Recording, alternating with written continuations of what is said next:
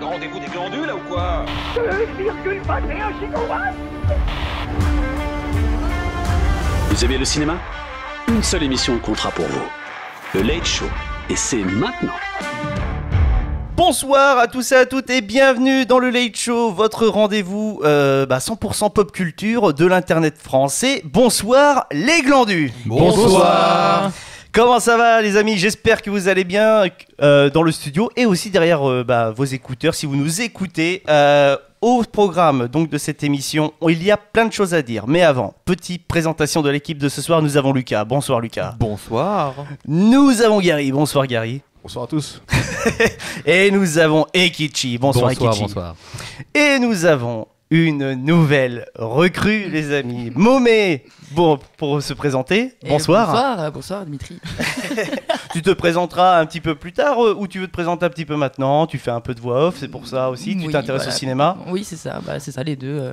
Voix off et cinéma, ça faisait un bon mix. Bon mix pour commencer, ouais. Et rentrer dans le Late Show, tout simplement. Ça. Voilà. J'ai envie de dire, ça coule de source limite. Au programme donc de cette émission, on va parler de Scream, qui est sorti au mois de janvier, mais je vous avoue qu'il n'y avait pas grand-chose en termes d'actualité pour le mois de janvier. Donc, on a décidé de l'intégrer quand même à la première émission que l'on enregistre en 2022. Après Scream, il y aura une nouveauté puisque maintenant, après chaque box-office, je vais vous faire un petit quiz avec un thème. Bon, pour le moment, vous n'avez pas les thèmes. Je vais vous les dévoiler juste après. Donc voilà, après, il y aura la première parenthèse du Late qui est une sorte de petit débat. Puisque Lucas, tu as fait une expérience qui est plutôt intéressante. Tu as été au festival donc du film fantastique de Gérard May. Eh oui. Et donc tu vas nous en parler, tu vas amener le programme, tu vas nous dire un petit peu ton ressenti vis-à-vis de ce festival. Donc ça va être vraiment très très cool je pense, parce que j'ai eu la chance de le faire aussi il y a quelques années déjà. Donc déjà d'une, je vous invite énormément à aller faire ce festival si vous aimez le film de genre, si vous aimez les films fantastiques. Vraiment c'est un peu de place to be, j'ai envie de dire. Dans la troisième partie de l'émission, on parlera d'un autre box-office puisqu'on a été voir un film français qui s'appelle Super-héros malgré lui, film qu'on avait parlé dans le premier Late Post puisque la bande-annonce venait à peine de sortir, le dernier film de la bande à Fifi, donc de la BAF Prod, puisque maintenant ils ont limite créé une boîte de prod à eux. Oui, c'est ce que j'ai vu ça dans le c'est génial, générique, ouais. le petit logo est vraiment pas mal. Et donc après, comme je l'ai dit, il y a un petit quiz et on terminera l'émission. Avant d'attaquer avec la première rubrique, je voudrais remercier Esteban qui est la technique. Merci de nous permettre d'enregistrer cette émission. On attaque tout de suite donc avec le premier box-office qui sera sur Scream. Je suis Iron Man. Je suis quasiment sûr que nous avons affaire à un serial killer. Fuyez, pauvre fou. Agent spécial d'Oufy. Tu n'es qu'un jouet. Le box-office, donc on va parler de Scream, nouvel opus réalisé par Tyler Gillett et Matt Bettinelli-Holpin. Donc on se retrouve tout de suite après la bande-annonce. Et je dormirai pas tant qu'il sera pas mort.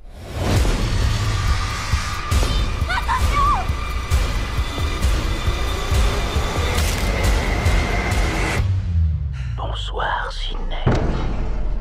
C'est un honneur. Avant qu'on attaque un petit peu notre avis, vous le savez, nous sommes de très beaux conteurs. Donc on va instaurer un nouveau truc. Maintenant, quand on va parler d'un film, il va y avoir un petit peu le synopsis approximatif. Ils ne savent pas qui va être tiré au sort, mais je vais tirer au sort, entre guillemets, le chroniqueur qui va devoir dire le synopsis au micro.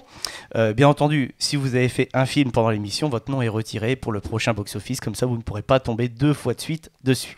Ok ? C'était bien d'assumer officiellement que nous sommes nuls, hein. Non mais c'est le truc parce qu'à chaque fois tu nous prenais de cours, tiens tu vas nous raconter le synopsis et non au final autant l'assumer comme ça. Ouais voilà, on est pas mal. Donc voilà, petit bruit, voilà, je fais tourner la casquette. Attention, qui est ton... C'est Gary. Et toc. C'est Gary. J'ai toujours eu de la chance. Donc on retirera le nom de Gary. Donc voilà, Gary, je te laisse raconter l'histoire de ce film sans trop en dire parce que je pense qu'on n'est pas obligé entre guillemets de spoiler pour bien parler du film. Ouais non, on peut faire de l'intégralité de la review sans spoiler le film. Fais-nous rêver. Bon, bah moi pour le coup c'était très approximatif. Hein. Ouais, donc vas-y. Mais en gros moi c'est le premier film Scream que je vois. Mais je pense que tous les autres suivent le même principe. En gros c'est l'histoire d'un groupe d'adolescents, de jeunes adultes quoi, et en fait qui vont se faire harceler ou tuer par une personne qui a un costume de Ghostface. Et le but, l'intrigue de ce film, c'est à la fin d'essayer de deviner qui est ce tueur, qui est derrière Ghostface. Et je pense que les anciens Scream suivent le même schéma, à ce que j'ai compris. Un petit peu, exactement, voilà. C'est très bien, c'est clean, propre, précis. Finalement, c'est peut-être le synopsis approximatif, le moins approximatif de ce qu'on a fait. Donc voilà. Quoi. Après, ce qu'on peut rajouter, c'est comme il a pas vu les anciens, c'est que c'est toujours, tous les Scream sont des suites directes, bien qu'ils soient faits 10 ans, 20 ans après, c'est toujours dans une continuité, c'est pas un nouveau scénario qui sort de voilà. Et c'est pas tout le temps non plus des nouveaux personnages. Voilà. Si j'avais déjà vu Scary Movie qui suit le même principe aussi, mais pas du même genre. Rien à voir, Gary, rien à voir. C'est ça. Rien à voir. C'est le même principe. Et puis il faut aussi dire entre guillemets quand même que la saga Scream, c'est une saga qui est chère à Wes Craven, donc il a fait tous les films, donc les 4 films précédents. C'est le premier film donc qui est réalisé par d'autres réalisateurs. Je rappelle quand même que ces 2 réals collaborent depuis le début. Ils ont tourné pour VHS, donc qui est une sorte de film qui regroupe pas mal de courts-métrages que si vous n'avez pas vu, je vous conseille.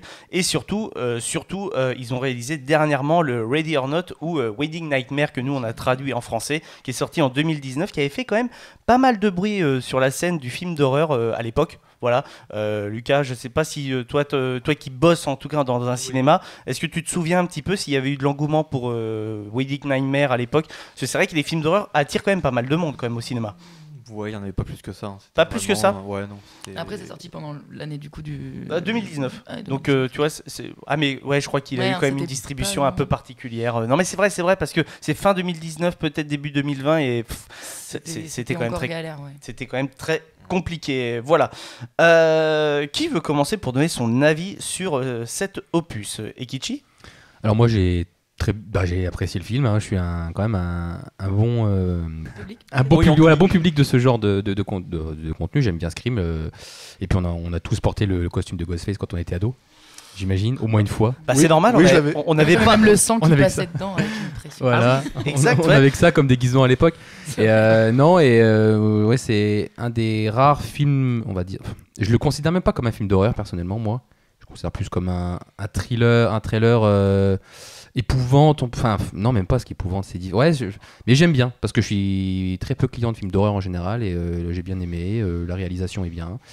Et non, ça fait toujours plaisir de revoir le casting original, en plus des nouveaux acteurs, donc non, très, très bonne expérience. Ouais, très bonne expérience. Momé, toi, qu'est-ce que t'en as pensé un petit peu de ce film? Moi, j'ai adoré. Donc moi, je suis une grande fan de films d'horreur de base. Et après, comme tu disais, et je l'ai écrit aussi, c'est que oui, d'accord, je suis d'accord qu'on peut pas non plus dire que c'est un film d'horreur si on parle vraiment film d'horreur en puissance. Moi, je pense à des trucs où vraiment tout le long, t'es en stress, t'attends que ça, que voilà. Et là, c'est plus, ça va jouer avec le suspense, genre le moment des portes là. Il ferme la porte du frigo, tu dis il est là. Non, il ferme la porte de la salle et il est là. Il y a beaucoup et à chaque fois, et c'est ça, j'ai beaucoup aimé parce que ça remet un peu du coup tout ce qu'ils ont fait dans le 1, le 2, le 3, de tout le temps de te dire tu l'attends là, il est là, et ben non, il est pas là, tu vois. Et c'est ça que j'aime bien, mais il tombe jamais dans la parodie en fait. C'est ça que j'aime beaucoup, alors que quand même il y a eu Scary Movie à côté qui aurait pu quand même du coup faire beaucoup. Perdre en crédibilité au niveau horrifique, mais je trouve pas. Je trouve que ça arrive quand même à te tenir en haleine. Et puis il y a tous les clichés d'un bon film d'horreur. Je veux dire, il y a le métissage, il y a le costaud beau gosse, il y a la meuf un peu con, pardon. Mais oh, t'inquiète pas, on est sur Internet, tu peux dire ce que tu veux tant que c'est raisonnable. Ouais, voilà, on va pas abuser non plus. Voilà. On n'est pas sur Twitch encore. On n'est pas sur Twitch, ça va. Après sur Twitch, on sera plus sage. Hein. Oui, voilà, faut pas non plus exagérer. Mais ouais, non. Il avait d'autres codes aussi. Il empruntait pas exactement les mêmes codes que les anciens. On va dire c'était un peu comme un renouveau. Il était un peu plus sanglant aussi. Ouais, complètement. Plus hardcore. Donc, les meurtres sont vraiment très brutaux. Donc très bon renouveau en tout cas de la saga. En tout cas, oui, sur les points que vous avez cités, c'est vrai que moi aussi je les ai notés. Hein, c'est clairement l'opus le plus graphique de la saga. Il y a pas de game. Clairement, rien que déjà sur une des morts où le mec il est éventré, sans citer qui est la personne, on va pas se le cacher, c'est quand même extrêmement graphique. Donc voilà, mais c'est vrai que sur les 2 points que vous avez cités, je suis assez d'accord, il tombe pas sur la parodie aussi. Et tu as vraiment dit le point positif, c'est que je pense que moi ce que j'aime dans la saga Scream, c'est ce côté thriller, en fait, le Ouais. côté où tu cherches le meurtrier, Bah, c'est et ça, c'est hein, exactement ce que tu c'est as dit, pas un Gary. film d'horreur, hein, pour En moi, c'est sortant pas du tout, film, j'ai quand même beaucoup plus apprécié que Halloween, parce qu'au moins, celui-là, pendant tout le film, je cherchais qui est le tueur. T'es plongé dedans. Bah, c'est ça, t'as au moins une intrigue sur le film et c'est beaucoup plus intéressant à regarder pour moi. Ouais. Intéressant, et puis surtout, plus plaisant, tu vois, c'est quand même entre guillemets, il y a un but derrière tout ça, parce qu'on sait que c'est quand même un humain qui est derrière, alors que dans le dernier Halloween dont on t'a forcé à aller voir, clairement Michael Myers n'est plus humain. Non, c'est fini. De base, C'est il est fini. pas humain. Donc gars, voilà. il ressuscite à chaque fois, meurt à un moment donné, quoi. Lucas, qu'est-ce que t'as pensé de Scream? Alors moi j'ai pas apprécié, j'ai pas aimé. T'as pas aimé? Non mais c'est Ouais, intéressant. Non, sérieux, Ouais, je sais pas, en fait je me suis bidonné pendant tout le film. Ok. Donc alors pour toi il est tombé dans la parodie? Ouais, bah alors moi c'est quand je suis sorti je me suis dit putain mais c'est une parodie, j'ai l'impression d'avoir vu un Scary Movie mais plus sérieux. Donc, ok, non mais ça me frappez pas. Non, mais après, oui, il y avait, moi, il y avait s'en quelques, occupera après, ça. il y avait quelques clichés, il y avait quelque chose qui allait pas. Après, on est tout, voilà, quand on cherche toujours, on trouve. Mais j'ai pas trouvé qu'il était. Ouais, non, mais après c'est. Et de Après, base, oui, c'est ton- de base, c'est t'aimais ton- bien ceux d'avant aussi ou pas? Ou t'étais quand même dans ce, Bah, dans ce truc de ouais. c'est pas un film d'horreur, c'est un film où je vais rire. Non, c'est ou, ça. ouais. Le premier, quand je l'ai vu, je me suis dit, bah en fait, c'est vraiment ils prennent tous les clichés du film d'horreur pour les casser, en faire un peu un film un peu. Non mais un peu plus Bah, c'est un peu léger, ce que je cherchais à faire aussi Wes Craven là-dessus, c'était de casser un peu l'image du slasher de base. Ouais, bah ouais, et là je trouve que c'est devenu, enfin c'est un peu tombé sur ça pour, ils ont fait un peu l'accumulation de tout pour faire un peu Le 4 renouveau, était quand même mais, beaucoup moins dans ce truc-là. C'était vraiment un renouveau au niveau du sérieux. Le Oui, 4, je trouve. le 4 Oui. était vraiment très sérieux. Mais Il y avait vraiment pas, il y avait pas de gag, il y avait pas de clichés. C'était Ouais. pas du tout ironique, il y avait Ouais. pas de satire autant que là il y en a sur le système hollywoodien. Oui, et c'est tout, ça, là, casse, c'est- bah oui, c'est là, c'est- ça que j'adore. Bah justement, on va y venir parce que je pense que le côté parodie que Lucas peut évoquer est lié principalement à ce côté très méta, très on pète le quatrième mur, on vous Oui. balance des références de cinéma que vous avez forcément vu, du type vous avez vu Scrab 8 qui fait clairement référence à Star Wars 8, Oui, réalisé par Ryan Johnson Ouais. d'ailleurs. réalisé Oui, oui. par le mec qui a fait à couteau tiré, enfin. Tu vois, donc, et clairement, et c'est ça, je pense que Lucas, ça peut sortir le film parce que sur certains points, moi, ça m'a sorti de l'univers de Scream, malgré que j'ai trouvé la prouesse de l'intro du 4 qui était très méta aussi, de l'intro du film, dans l'intro du film, dans l'intro du film, qui pour moi est une des meilleures intros de la saga et de la franchise Scream en règle générale. Ce qui était très intéressant dans les années 90, donc en 96, quand Wes Craven arrive avec Scream, c'est qu'il pète les codes des slashers parce que c'est lui qui les a créés limite avec Freddy, tu vois. Donc en gros, c'était intéressant justement d'avoir ce parallèle en mode, je les ai créés, j'ai fait un monstre qui est devenu culte avec Freddy Krueger, et maintenant, je vais les péter, je vais dire ce qui se passe dans les films d'horreur de base, je vais les contourner et je vais en faire quelque chose qui est vraiment pas mal, et finalement, on peut vite arriver à la parodie, puisque Scary Movie 1 est parfait en termes de parodie. Et c'est en soi pour ça qu'il, déjà d'une, il marche aussi bien Scary Movie 1. Ouais, complètement. Parce que c'est des trucs qui sont faciles à parodier, et parce que avec le 1, t'es à la limite de la parodie, mais ça reste encore sérieux parce qu'il y a des vrais enjeux et que les morts sont vraiment vrais. Dans Scary Movie, elle se pète le tibia, elle court après. C'est génial. Voilà, on adore, c'est ça le truc. Mais c'est pour dire le truc. Mais c'est intéressant que tu en parles. On y reviendra après sur le discours méta, parce que moi, il y a un truc aussi qui m'a un peu gêné, mais c'est plus en réalité avec les gens autour qui ont vu le film et un autre film derrière. Gary, quel est un petit peu ton avis vraiment sur Scream, là, sur le dernier? Toi, t'as vraiment bien aimé celui-là, ou ça t'a donné envie d'intéresser à l'univers, ou tu t'es dit j'ai vu au moins un Scream et je reste sur Scary Movie? Ouais, c'est plutôt ça. Non, c'est pas trop mon genre de film. Bon, j'ai vu un Scream, c'est sympa, mais j'irai pas voir les autres pour autant, tu vois. Ouais, ah non, mais c'est super intéressant. Parce que même là, dans ce film, t'as les tueurs, ils tuent, mais on sait pas trop pourquoi. Ils sont tarés, quoi, c'est tout. Non, c'est juste parce que justement, t'as pas vu les anciens. En fait, Bah si oui, tu veux, c'est ça. Scream, la base de Scream, c'est la mythologie. Donc, il y a le 1 qui s'est passé. Et en fait, si tu veux, ça, dans l'imaginaire des gens, c'est devenu culte en fait. C'est comme s'il y avait un tueur en série qui avait fait quelque chose dans notre patelin et que du coup les gens s'en inspirent et ils trouvent une symbolique en fait dans le. Mais bon, après toi, je sais pas dans le premier si le tueur a vraiment un vrai but, mais là c'est juste des tarés qui ont vu qui font référence à un ancien meurtre et ils font pareil, tu vois. À la ça va pas base, plus loin pour moi. à la base, c'était vrai, c'est une vraie histoire. Hein. Oui. Et en fait, le film a été repris de ça, et en fait, il s'est moqué lui-même de lui en faisant le film. Il s'est dit, je vais être connu en faisant un truc sur un fait divers, quoi. D'accord, et c'est ce qui s'est passé, et après le film, il l'a basé là-dessus, oui. Mais avec le même costume Non, pas le même costume, mais par contre, il était habillé en noir, machin, et Ouais. tout, et du coup, Ghostface, il s'est un peu inspiré quand même de ça. D'accord. Mais ouais, c'était un comment on dit, Un vrai fait divers. plusieurs, Ah, tueur en série. Oui, voilà, un tueur en série, merci. La base, souvent des films d'horreur, les gens après- sont des tueurs en série. Après, c'est vrai que là où je comprends un peu Gary, c'est que un des défauts peut-être du film, c'est de trop tirer sur la corde. L'actrice principale, enfin la personnage principale, on va dire, qui est la fille du tueur du premier. Donc, enfin. C'est peut-être un peu trop, mais voilà. Par exemple, le 4, lui, était très très bon. Enfin, vraiment, en fait, la symbolique de moi, je veux devenir connu, donc je vais me faire passer pour la victime, machin. Enfin, c'est super intéressant parce qu'au final, oui, Sidney Prescott est devenue ultra populaire malgré elle et tout, donc c'est ça qui a engendré tout ça. Mais du coup, voilà. Mais d'ailleurs, tu vois, ce propos d'essayer de devenir célèbre malgré un truc horrible. Oui. Voilà, je trouve que limite il y a des gens qui peuvent le faire dans la vraie vie. Oui, c'est ça. Ultra intéressant c'est ça. de le dénoncer dans le cadre. D'ailleurs, le 4 pour moi c'est un des meilleurs de la franchise, hein, je vous le dis. Ah oui, non, mais avec le 1 et le 4, vraiment ceux-là. Tu vois le 1, le 4 et le 5, je trouve que là tu résumes très bien la saga.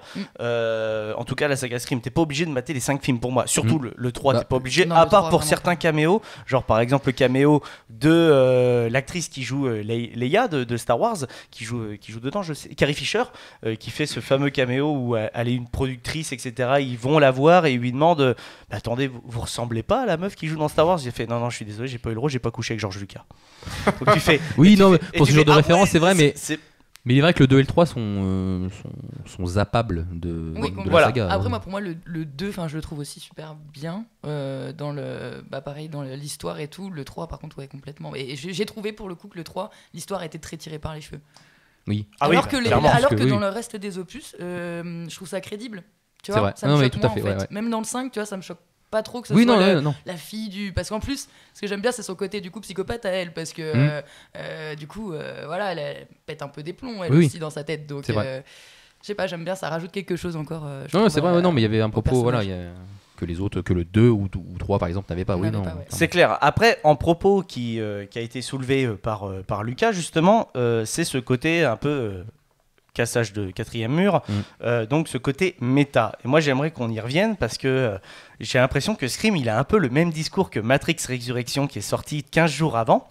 Matrix se prend des sauts de merde, pour être poli, sur la gueule alors qu'il dit exactement la même chose que Scream 5.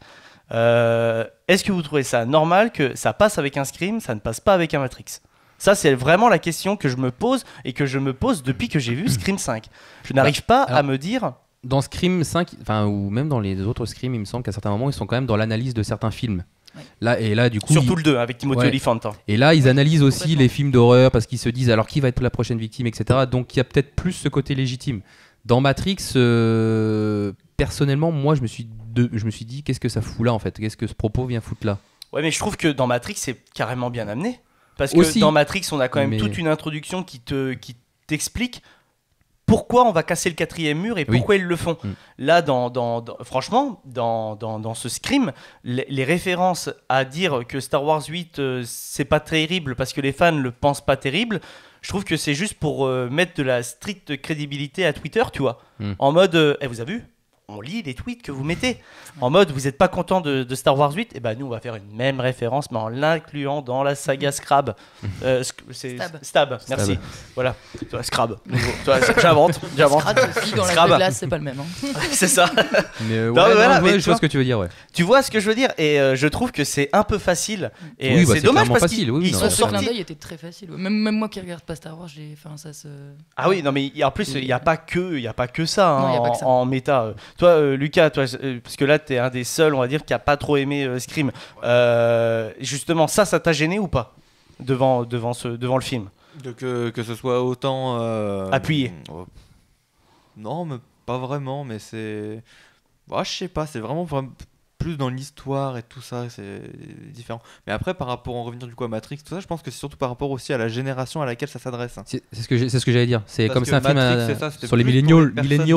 Et là, c'est en film d'horreur. Donc, film d'horreur, c'est pour attirer les ados. Film d'horreur, c'est pas le même public non plus.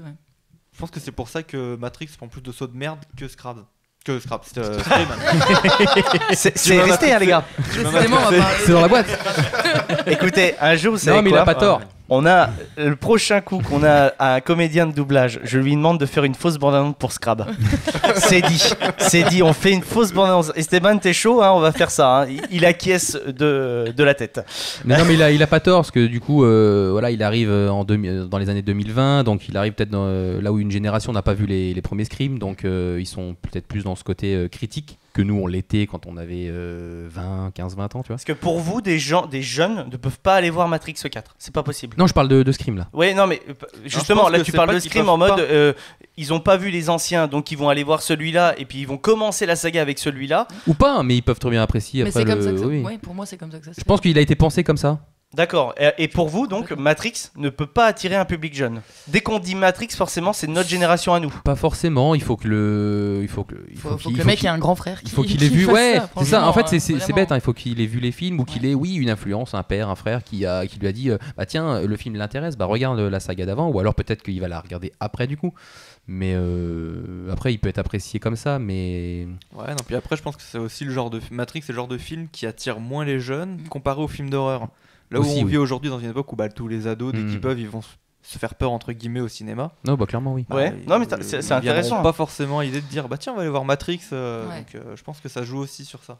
Et il y a aussi un autre truc qui peut jouer aussi avec Matrix, c'est la durée du film. Je pensais aussi parce que Matrix c'est très long, il fait quasiment 3 heures. Au moins, Scream, trop long. Il est rapide. On y reviendra sur une autre chronique, sur Matrix. Mais je pense que pour Scream, c'est beaucoup plus abordable pour, entre guillemets, à des gens, entre guillemets, qui vont se dire tiens, on se fait un ciné, après on peut se faire une bouffe. Franchement, tu sors de Matrix, t'es épuisé. Hein. Ça, c'est déjà, vraiment, t'es épuisé déjà cérébralement. Cérébralement, t'as même pas envie de faire un KFC, et pourtant on te sert. Hein. Tu vois, c'est quand même terrible. Hein, tu vois, non, mais oui, tu vois, bien sûr qu'il y a ce propos-là. Hein. Non, mais je peux comprendre. Mais tu vois, après, c'est intéressant d'en discuter ensemble parce que, en vrai, ce que dénonce Scream avec toutes ses références méta, c'est exactement ce que Lana Wachowski voulait dénoncer avec Matrix Résurrection. Peut-être qu'elle l'a mal fait, peut-être que c'était mal amené. On y reviendra plus tard, je pense, dans une autre rubrique. Mais franchement, je pense sincèrement que au moins la critique hollywoodienne peut être perçue par plus de monde avec Scream, c'est clair. Et elle est beaucoup moins subtile que dans Matrix. Là, vraiment, le cassage du 4e mur, moi, il m'a vraiment sorti. Genre le coup de... Je reviens à Star Wars 8, hein, avec ce Stab 8. Ça m'a vraiment sorti parce que quand ils ont sorti le réalisateur de Un couteau tiré, j'étais en mode, ouais, vous citez même pas les noms, mais osez, dites-le, quoi. Dites que c'est Rian Johnson, quoi. Franchement... même pour lui, je pense que c'est pas agréable, tu vois. C'est franchement pas agréable. Déjà d'une qui prend aussi des sauts de merde entre ce qu'il a fait avec Star Wars 8, parce que les fans de Star Wars sont très virulents sur les réseaux. Donc voilà, qu'on ait apprécié ou non, t'es pas obligé d'être aussi virulent, même si c'est une saga qui est importante pour toi, quoi. C'est un peu le problème à l'heure actuelle, je trouve, sur les grosses franchises. Là, on se permet de le dire derrière un micro, mais ça s'arrête là, quoi. Je veux dire, c'est pas du harcèlement. Je rappelle quand même que sur Star Wars 8, il y a des acteurs qui ont été obligés de supprimer leur compte Twitter parce qu'ils subissaient des harcèlements de masse, etc. Ce qui est pas normal. Même pour SOS Fantôme en 2016. Hein. SOS Fantôme en 2016 a subi exactement la même chose. Et pourtant, on a parlé de l'héritage et qu'on vous conseille toujours d'aller voir, bien entendu. Qui est plus au cinéma, mais en DVD, en Blu-ray, qui sortira, je pense, en 2022. Donc voilà, quoi. Des choses à rajouter vis-à-vis de Scream 5, Momé? Ouais, moi j'ai plein de choses à dire hein, si tu veux. Ouais, bah let's go. Hein. On a encore un peu de temps pour ce box-office, voilà. Ouais, après j'ai vu, il y a 2-3 caméos qui sont sympas aussi. Il y a Drew Barrymore qui fait la voix de l'annonce au tout début du film quand Tara elle est au téléphone. Juste avant, c'est elle qui fait l'annonce et tout le long du film elle réapparaît. Donc je trouve ça cool vu que c'est la première victime de Ghostface des premiers Scream. Et il y a aussi Matthew Lillard donc, qui joue Stu dans le premier, qui fait aussi des voix off dans le dernier Scream. Tout le long du film. Ah, c'est sympa par contre. Je trouvais ça super sympa comme caméo. Drew Barrymore, je me doutais qu'elle serait dans le projet, parce qu'il y a eu des photos d'elle sur le tournage. Donc je pensais vraiment en fait qu'on allait peut-être la voir en caméo physique. Mais je savais pas que c'était elle qui était au téléphone au début du film, ce qui est plutôt raccord puisque, comme tu l'as dit, c'est elle qui se fait tuer c'est la première victime de toute la saga. La première scène du téléphone. Quoi. Voilà, qui a donné la fameuse scène avec Carmen Electra qu'on voit donc dans Scary Movie. Elle court aussi dans le jardin, elle se fait planter exactement au même endroit, sauf que c'est une prothèse qui sort, pas sur Drew Barrymore. Voilà, elle meurt vraiment. Voilà, on est d'accord. Mais d'ailleurs, c'est marrant parce qu'il y a aussi cette référence est ressortie dernièrement sur un film Netflix qui est sorti. Vous savez, les 3 films d'horreur. Ah oui, c'est vrai, oui, je les ai regardés. C'est comment que ça s'appelle ça déjà? C'est non. M Street, un truc comme ça, Street avec une année 1900 et des bananes, 1900, tu vois. C'est ça. Voilà. M Street. Ouais, je sais. Ah, c'est Street 1900 quelque chose. Un truc voilà, qui est vois. sorti sur Netflix, 3 films qui sont sortis à une semaine d'intervalle, c'est une trilogie. Ils sont grave bien. Et vraiment bien. Et dans le premier, en fait, ils font une énorme référence à Scream. Une personne court et en fait se fait poursuivre par le tueur et il le plante au même endroit que Ghostface a planté Drew Barrymore dans le premier.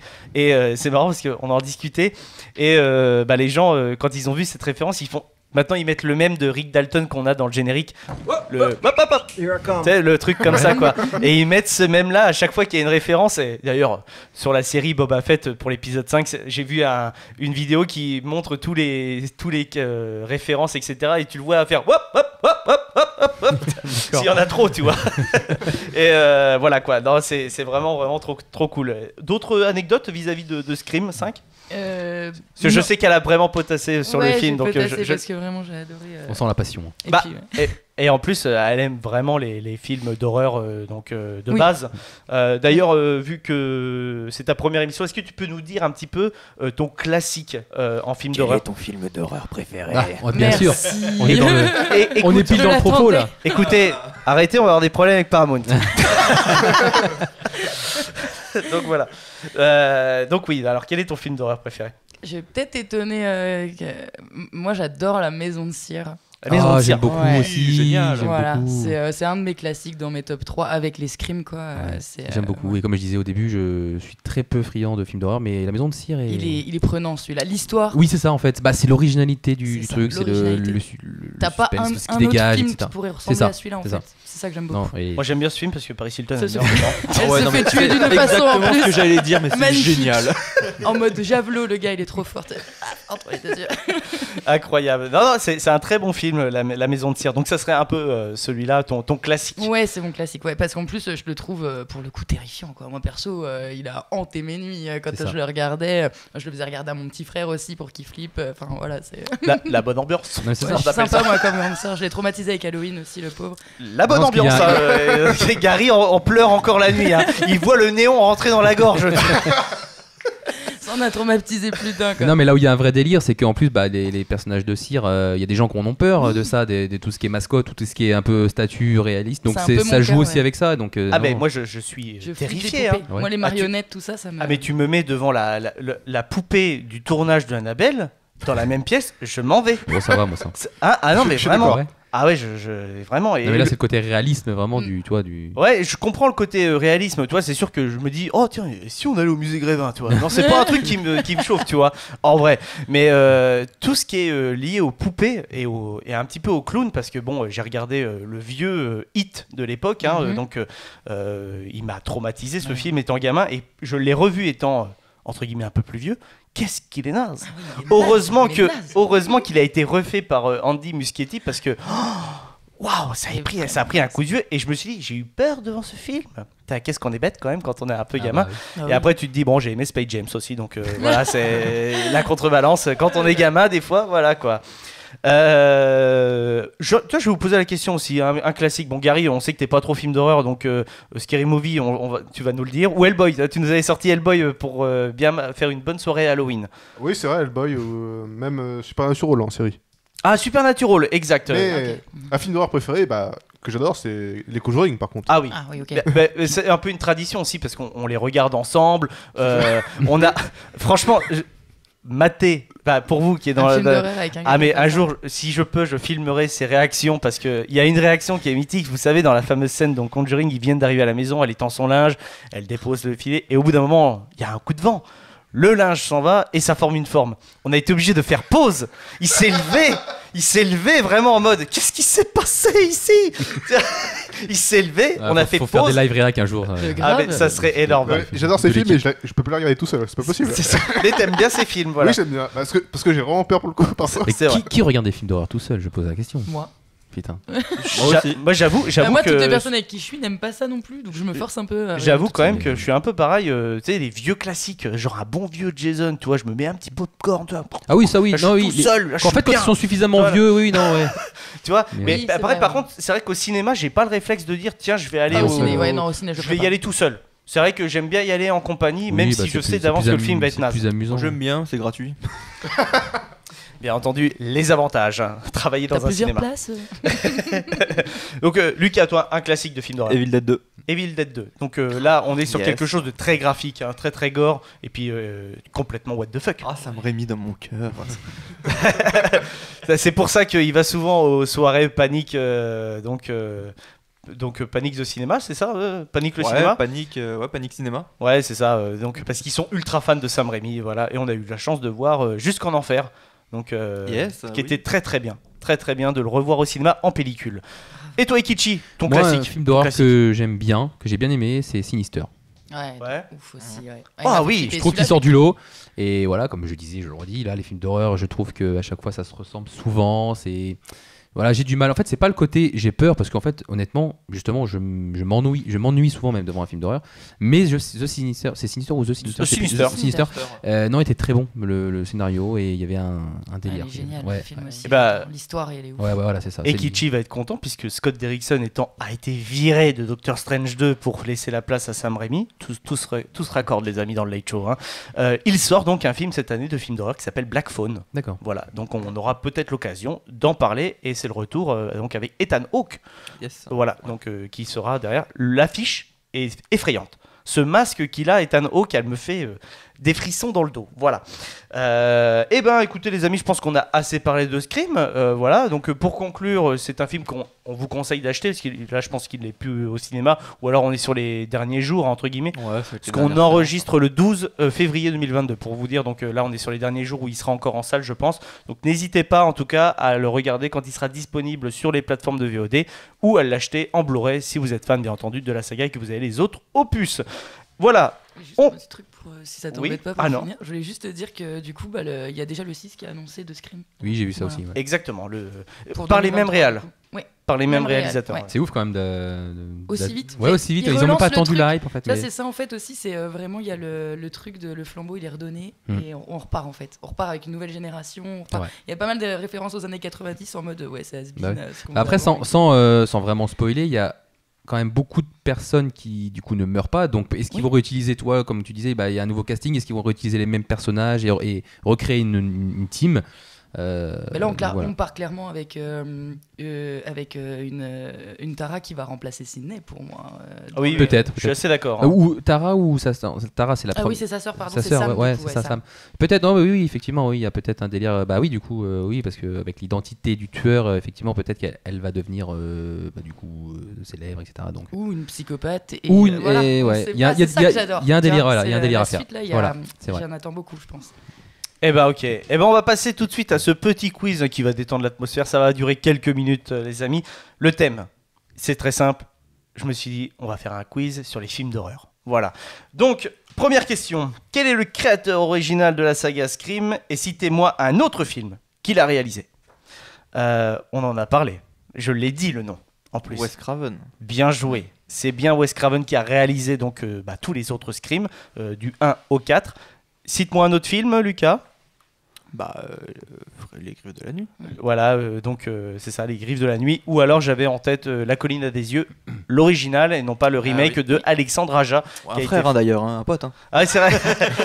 Vous comprendrez plus tard parce que voilà, je pense que tu vas nous en parler un petit peu de Monsieur Aja. Tu l'as rencontré au salon de Jarmé. Voilà. Deuxième question. Comment est appelée la saga Scream au Québec? Oh, ça m'intéresse bien de c'est un savoir. truc, Ça va être un délire.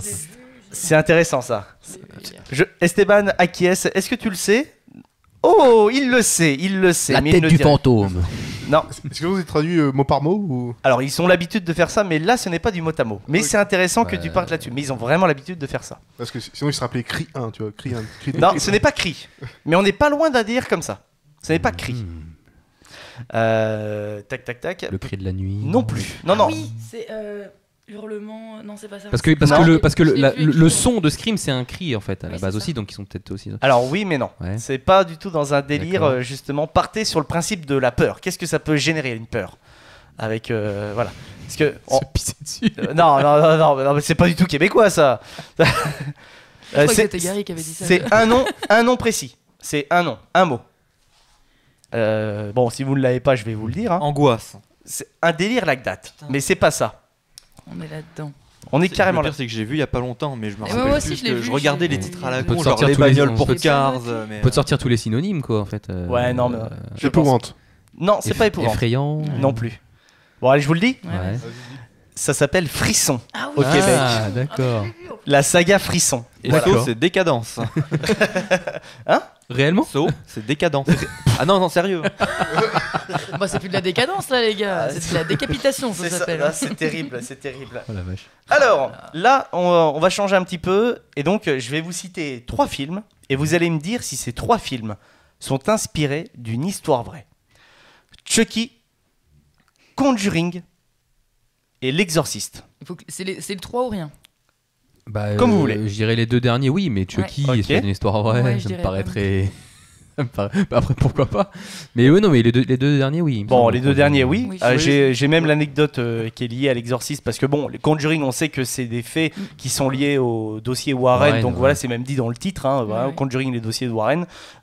L'exorciste, donc j'y reviendrai un peu plus tard, mais vous pensez pas que Chucky c'est une histoire vraie? Et pourtant si. Bah, Chucky, ouais, c'est ce que j'allais dire. Parce qu'il y a forcément eu un con qui a dû Bah, bien essayer de faire sûr. du vaudou avec une Et non, poupée. alors c'est pas un délire comme ça, mais en gros, C'est le déguisé. film Chucky il s'inspire de mythes liés aux poupées hantées en règle générale, donc voilà, donc comme Annabelle par exemple. Sauf que le réalisateur de l'époque, il s'appelle Tom Holland, donc en 1988, il a dit qu'il s'était confié en fait d'une histoire d'une poupée qui est présente en fait au Muséum Far East, donc en Floride. Et dedans, il y a une poupée en fait qui est nommée Robert, qui aurait été en fait qui aurait appartenu à un gamin qui s'appelle Robert Eugène Otto, donc en 1906. Et en fait, cette poupée, le gamin a été en connexion assez bizarre avec elle.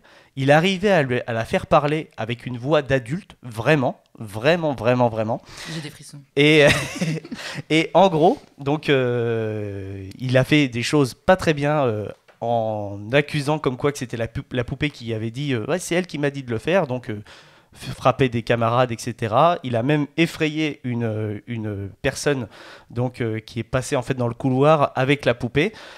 Les parents s'en sont débarrassés et en fait l'autre poupée a refait la même chose avec le nouvel enfant et donc les parents ils ont dit on n'en veut plus et ils l'ont donné en fait au musée et allé sceller sous cloche. D'accord. Si. Énorme. Énorme. J'ai vu ça, j'ai fait. Des histoires comme ça, il y en a, voilà, il y en a à J'ai l'appel, fait hein. what? Parce qu'après, oui, il y a les films Poltergeist, etc., où il s'est vraiment passé des choses sur le tournage, vraiment un truc de malade mental. D'ailleurs, Poltergeist. ouais, il y a une très bonne série qui s'appelle Curse Movie, hein, qui est disponible sur TCM, en fait, sur les replays de TCM, si vous avez, en tout cas, la chaîne. Et pour vite fait en revenir un petit peu à l'exorcisme, puisque oui, c'est une histoire qui est inspirée de faits réels, donc ça s'inspire en fait d'un exorcisme qui a été reconnu par l'Église. Donc aux États-Unis en 1922 d'un jeune enfant, donc le Roland Doe, qui était âgé de 14 ans. Il était possédé en fait par le diable. C'était dans le Marineland et ce film en fait s'inspire d'un récit qui raconte le premier exorcisme de ce gamin-là. Et ce récit, il a été écrit par William Peter Blatty. Voilà. Et donc je me suis dit ça peut être intéressant, voilà, parce que le film de William Friedkin qui est devenu culte. Et ben finalement, il était aussi lié à une histoire qui s'est vraiment passée, mais ils ont juste inversé. Dans le film, c'est une fille, et voilà, pour éviter tout le truc, quoi. Donc j'ai trouvé ça vraiment pas mal. 4e question. Est-ce que le masque de Michael Myers dans Halloween est-il un vrai visage d'acteur, ou est-ce que c'est un visage qui a été fait pour le film? Moi, je pense qu'ils Je sont dirais que c'était inspirés. pour le film. Moi, je pense qu'ils sont inspirés de la tête de quelqu'un. En général, ils aiment bien faire des. Il y a toujours des petits C'était clins pas d'œil par comme ça. rapport à une poupée justement aussi, ou qui avait été pris sur une poupée ou je ne sais quoi. Non, pas du tout. Pas du tout. Par contre, Ekichi est un peu sur la voie. Mais en fait, en gros, sur le tournage du premier Halloween, donc de John Carpenter, ils ont juste pris un vrai masque. Et ce masque, en fait, c'est une représentation en fait du Captain Kirk. Donc, en fait, c'est William Shatner. La tête de William Shatner, c'est Michael Myers. Voilà. Et même lui a été choqué quand il a vu le film. Il s'est dit, c'est la gueule. En fait, voilà quoi. Et vraiment, il y a une anecdote qui raconte où il est au cinéma. Il fait, mais c'est moi. C'est vraiment moi là en fait là. Et donc, donc voilà quoi. Ils m'ont filmé, putain. Et donc, est-ce que Freddy Krueger a-t-il vraiment existé? Dernière question. Alors, c'est-à-dire vraiment existé. Est-ce que Freddy Krueger, le personnage Freddy Krueger, a vraiment existé? Dans tes rêves ou... Alors, peut-être qu'il a été inspiré, enfin peut-être que le film est inspiré d'un personnage qui était à peu près similaire, un jardinier qui tuait des gens, je sais pas. Alors pas du tout, un truc comme pas ça. inspiré en fait d'un fait réel. Non, Wes Craven en fait, il avait une telle rage en fait vis-à-vis d'un mec qui s'appelle Freddy Krueger qui était dans sa classe, qui le je crois que j'ai déjà entendu terrorisait oui. et qui le torturait en classe. Et ben finalement, il a appelé donc Freddy Krueger son méchant. Ah, belle vengeance. Tiens, tu vas Belle être vengeance. victime. Ouais, C'est quand même énorme. Belle vengeance, ouais. C'est quand même énorme. Hein, donc voilà quoi. Petite anecdote comme ça. Et ben écoutez les amis, je pense qu'il est l'heure de faire la petite parenthèse du late. On va parler du festival de Gérard Armé. Lucas, qu'est-ce que tu veux nous dire un petit peu sur ce festival? Qu'est-ce que tu en retires bien entendu? Et vu que c'était ta première fois, est-ce que tu y retourneras? Alors, je vais répondre à tes questions dans le sens inverse. Oui, j'y retournerai. Ça me laisse le temps de réfléchir à après ce que je vais dire. Exactement. Alors, donc c'était ma première fois. Donc Gérard Armé, petite bourgade dans les Vosges. Je saurais pas te dire combien d'habitants, un lac, de Très la beau neige, c'est joli. Franchement, belle ambiance. Donc, Je veux qu'on extrait ce. C'est joli. Donc ensuite, alors, bonne expérience. Donc bouffer du film pendant 5 jours, ça le fait. Ok. Parce qu'il y en a que ça aurait lassé en fait entre guillemets de voir autant de Je films. pense qu'il faut être fan. Ouais, du bah cinéma, après là-bas. ça va que j'avais du temps libre entre certaines séances. D'accord. Parce que comme tu choisis les films que tu vas aller voir, du coup, il y a des moments où j'avais vraiment l'après-midi de libre. Après, j'y retournais le soir, donc je soufflais un peu, j'allais m'aérer, donc Voilà. c'était pas mal. Je pense que des fois, en plus, avec les films qui sont proposés à Gérard Armé, on a besoin de s'aérer. C'est un peu. Ouais, c'est conseillé. Hein. C'est Sinon, tu c'est fais un conseillé, meurtre hein. dans la salle. C'est et, pour ça que c'est dans les Vosges. Hein, tu prends un bol d'air frais avant, parce que là, ouais, c'est avant cette ressource en même temps. et après, parce que là, des fois, il y en a vraiment des très très salés. Oui. Quand j'ai eu la chance d'y aller, moi, mon premier film, c'était un film coréen zombie. Je crois que c'est même le réalisateur de la série Kingdom qui avait fait ce film, mais qui est jamais sorti au cinéma chez nous. C'est la seule fois que je l'ai vu. C'était long, un peu chiant, mais par contre c'était bien gore. Hein, par contre, hein, vraiment, voilà quoi. Et, question. Quand moi j'y suis allé, à chaque fois il y avait une petite introduction donc à des films. Est-ce qu'elle y était? L'introduction, c'est-à-dire. Genre une petite présentation pour dire festival de Gérard Armé, etc. Ouais, il y avait des images. Enfin, il y avait une image où il te passait le truc avec le nom du film, dans quelle catégorie ça passait. Ok.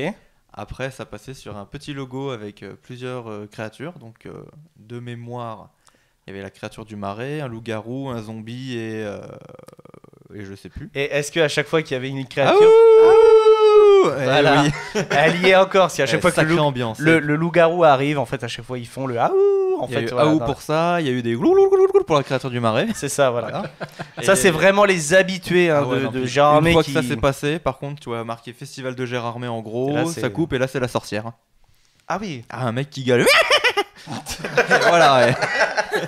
On isole ce son aussi? Ah ouais, non si mais franchement, c'est une ambiance. Hein, ouais. Parce que j'ai eu ça. Après, ils font des soirées spéciales, ils appellent les soirées Nuit Blanche, où il y a eu une soirée japonaise. Donc là, c'était un peu moins ambiance, mais par contre, ça fait une nuit décalée sur le thème des crabes et de Nicolas Cage. Ok, d'accord. Donc Alors, les deux mélangés, tu rentres dans la salle, tu vois un documentaire sur les crabes. Dès qu'un crabe fait une action, t'entends le crabe qui gueule ouais à chaque fois. D'accord, ok. Après, Nicolas Cage, tout le monde applaudissait, gueulait dès qu'on voyait sa tronche à l'image. Donc, mais grosse commu de Nicolas Cage. ah oui, non mais là, hallucinant. Hein. Là, c'était quelque chose. Hein. Ouais. Donc, toute une ambiance à base de crabes. D'accord, ok. Interview de Surimi aussi. Et sinon, qu'est-ce que tu as vu comme film intéressant? Alors, dis-nous un petit peu, là je vois que tu as le programme, est-ce que tu peux nous dire des films qui t'ont marqué, en tout cas à Gérard Armé? Alors, qui m'ont marqué beaucoup, il y a The Sadness.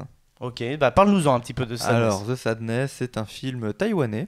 D'accord. Qui raconte l'histoire, grosso modo, d'une espèce de pandémie. Du Covid-19 donc. Je pense que ça parodie beaucoup ça. D'accord, Ça ok. joue dessus. Mais c'est une pandémie qui rend les gens zombies, mais des zombies violents sur plusieurs plans. C'est-à-dire Ils sont agressifs. Ok. Et Cannibales non, très excités niveau sexuel. C'est ce que j'allais dire, ils se bouffent la bite. J'irai pas jusque là, mais il y a des passages un peu. Heureusement qu'on est sur internet, les amis. Hein. Il y a eu un bouffe la bite qui est passé par là-bas. Voilà quoi. Attention, hein. Ça passerait sur Twitch, hein. Ça va. Et ça va. extrêmement gore. Ah ouais, c'est gore. Des c'est passages, graphique. Mais... Ah ouais, non mais. Ok. Franchement, ça va que c'est le dernier film que j'ai vu. Ok. 9h du mat, tu viens juste de te lever. Oh là là. Le réveil, génial. Après les croissants, mon Ça, gars. toi, ça me gêne pas, moi, de regarder n'importe quel genre de film à n'importe quelle heure, que ce soit même le matin, il y a rien qui m'écœure, qui me débute. Ah ouais, non, moi non plus. Ah ouais C'est pour ça, je me suis dit, allez, vas-y. Pour un film d'horreur, je serais peut-être plus chaud le matin si je suis toute seule. Tu vois. Au moins, Oui, t'es en forme. C'est ça. Ouais, c'est ça. Prêt à affronter la journée, au T'as moindre dû faire truc. Des sacrés rêves de malade, toi, avec les films que t'as vus là pendant 5 jours. Ah, faut pas être même fragile. donc oui. ça va. Ah mais en fait il a pas dormi, il vient de se réveiller pour l'émission hein. Après le festoche, hein. C'était il y a 15 jours. Ah non, mais après, celui-là, en tout cas, c'est vraiment un de mes coups de cœur. Ok. Mais un passage dans le métro, je vous spoil pas, mais.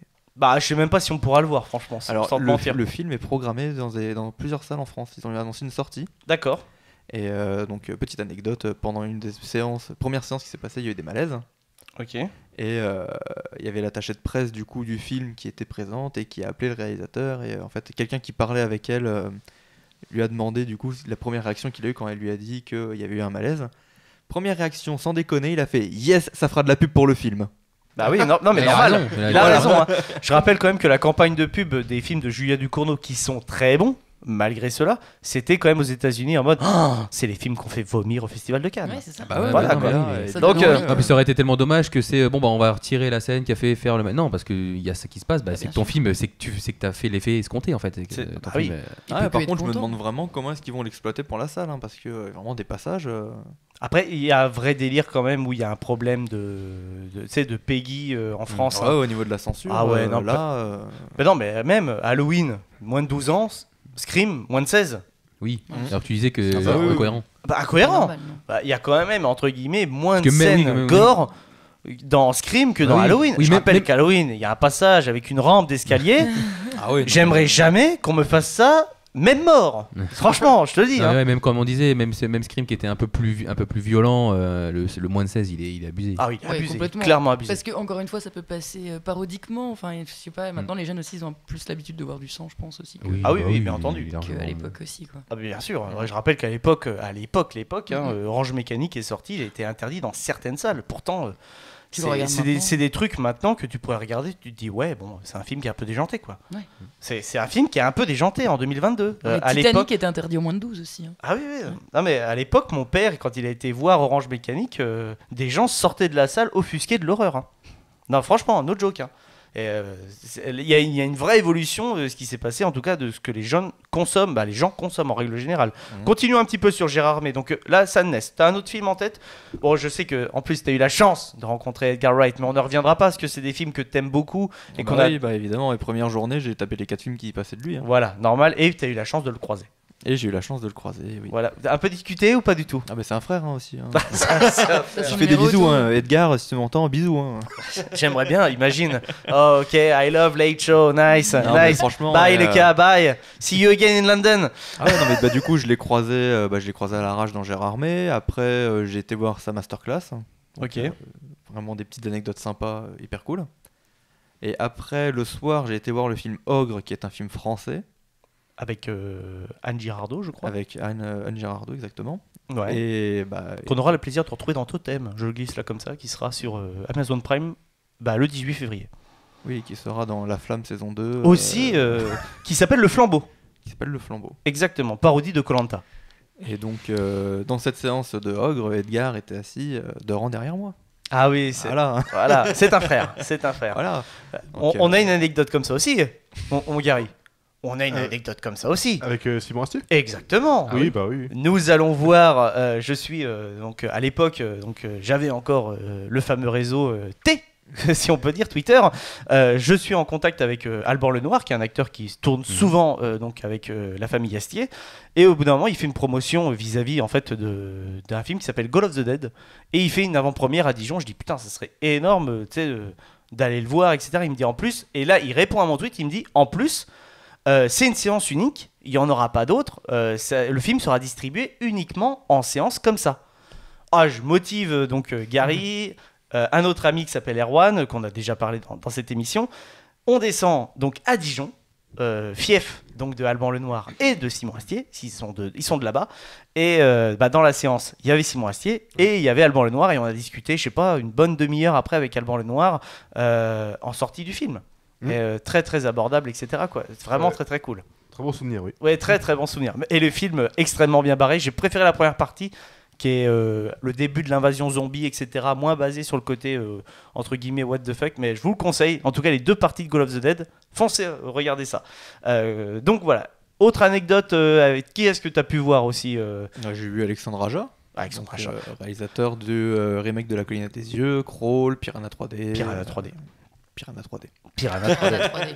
J'adore ce film, Piranha 3D. J'avoue que je boude pas mon plaisir. C'est peut-être un guilty pleasure, mais j'adore ce film Piranha 3D.